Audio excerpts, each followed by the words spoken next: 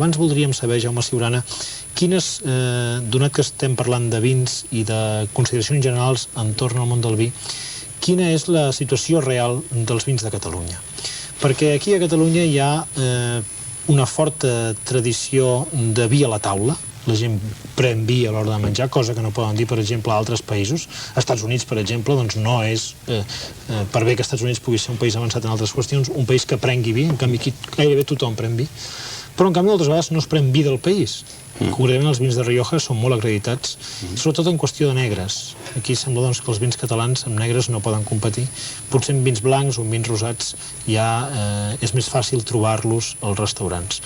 Això és veritat? No és veritat? Si això és així, per què és així? Quina és la valoració que faries en aquest moment de la indústria vinícola catalana?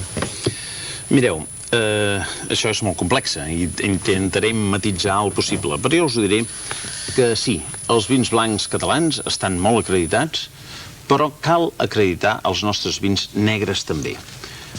No és cert que nosaltres no tinguem bons negres.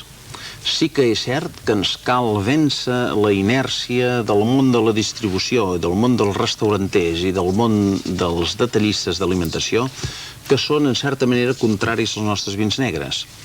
I això és per dues causes. La primera és que és molt fàcil seguir l'inèrcia de sempre.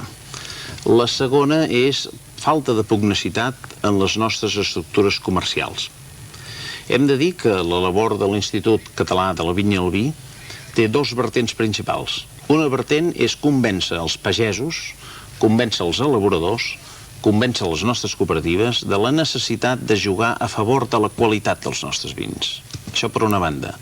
Però per l'altra banda, l'altra vertent de la labor de l'Institut Català de la Vinya i el Vi és convèncer el nostre públic consumidor de que tasti els nostres vins negres. Tasti els negres del Penedès, tasti els negres de l'Empordà, els negres del Priorat, els negres de Tarragona, tasti els negres de l'Ella, etc. Tasti els nostres negres i se'n convencerà de que nosaltres tenim negres tan bons com puguin ser tots els altres.